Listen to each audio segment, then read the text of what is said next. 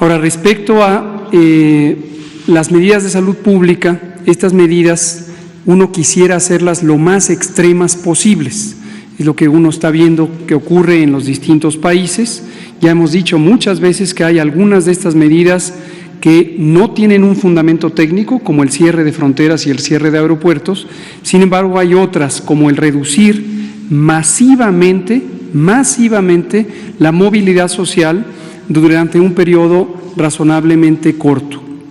Uno quisiera hacerlas extremas, que no se moviera una sola persona de su lugar. Sin embargo, uno se tiene que mantener consciente de la realidad social, y esta realidad social es específica para cada país. Algunos países, por ejemplo los países de Europa Occidental, característicamente tienen una distribución de la riqueza razonablemente equitativa. Lo mismo ocurre, por ejemplo, en los países escandinavos. En México, desafortunadamente, no es el caso, y lo sabemos perfectamente todas y todos desde hace muchos años. Tenemos una profunda desigualdad social y económica. En un número representativo, la mitad de la población de México vive en condiciones de pobreza. Esto es una verdad absolutamente conocida y documentada por los organismos financieros internacionales, por el INEGI, por las personas expertas académicas.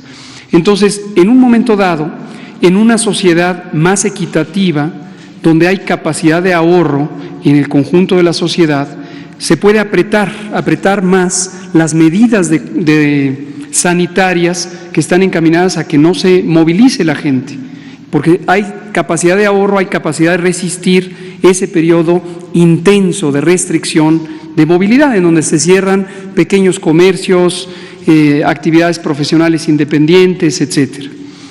En una sociedad tan desigual como la de México, a pesar de que es la economía número 14 del mundo, pero es profundamente desigual. Entonces, uno no puede restringir tanto la actividad social y la actividad económica, porque entonces causaría uno un daño posiblemente irreparable para una gran cantidad de familias que viven al día, pequeños comerciantes, profesionistas independientes, pequeñas empresas, trabajadores y trabajadoras domésticos, por ejemplo, vendedores ambulantes, etcétera. Hay muchísima, 50% de la población que vive al día y no tiene capacidad de ahorro.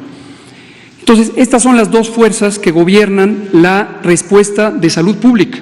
En un extremo quisiéramos y necesitamos que no se mueva la gente, que no esté en el espacio público, que no salga a trabajar, que no esté en las escuelas. Eso lo necesitamos para fines de la salud pública, como lo explicamos anoche y lo hemos estado explicando, para cortar la transmisión. Ahora, tenemos que ser muy claros en entender esto. La epidemia no se quita de un día para otro. Todos aspiraríamos, es intuitivo pensar, cerramos y se acabó la epidemia, y luego cuando ya termina el periodo de restricción ya no hay epidemia. No, tengamos muy claro que eso no se puede lograr. Lo que sí se puede lograr, y ese es el propósito de la Jornada Nacional de Sana Distancia, y por eso la empaquetamos en un grupo de medidas colectivas de sana distancia. Esto va más allá de la sana distancia que personalmente uno puede decidir. Uno puede decidir mantenerse a sana distancia, lo que hemos dicho con su sana distancia, pero eso no basta. Se necesitan medidas generales, donde escuelas, trabajos, espacios públicos no tengan a personas congregadas. Ahora, como hemos dicho, hay dos factores aquí. Uno es el límite que impone la realidad social, porque no queremos tener un remedio más costoso en términos sociales que la propia intervención, que la propia enfermedad. No queremos que la intervención protectora de salud sea peor que la propia enfermedad. Ese es un límite. Y el otro elemento es el tiempo. El tiempo de oportunidad es crucial.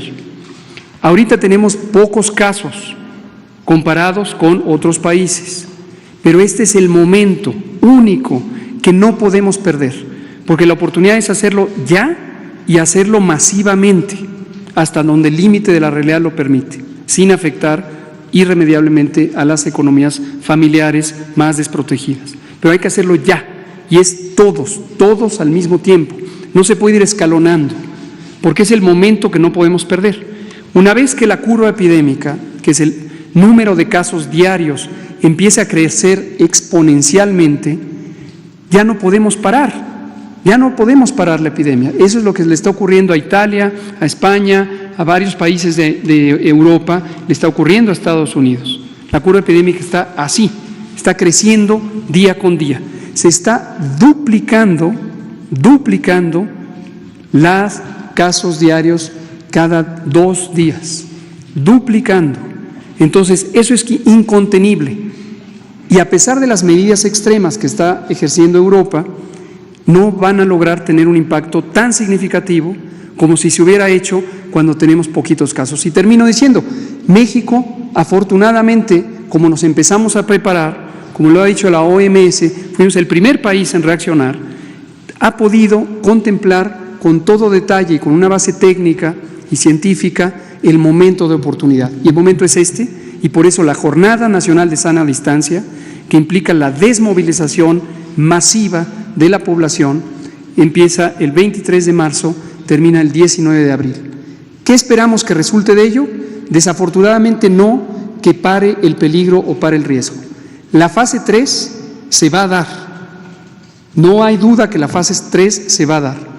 La fase 3 es la fase de máxima transmisión, es la fase de mayor cantidad de casos por día y es la fase donde el riesgo principal es que se sature el Sistema Nacional de Salud, a pesar de la preparación que tenemos y la expansión que hemos hecho con la reorganización de las unidades civiles y el apoyo de las Fuerzas Armadas a través de los planes DN3 y Plan Marina. Que quede muy claro, se va a dar la fase 3, pero la gran diferencia es que con las medidas de la Jornada Nacional de Sana Distancia, si se instauran enérgicamente, de manera disciplinada, y la mayor cantidad de personas durante estas 4 semanas no sale a la calle, se queda en casa, entonces en lugar de tener una curva epidémica inmensa que supere la capacidad de atención, vamos a tener una curva epidémica de menor tamaño que permita atender a las personas enfermas, sobre todo las críticamente enfermas.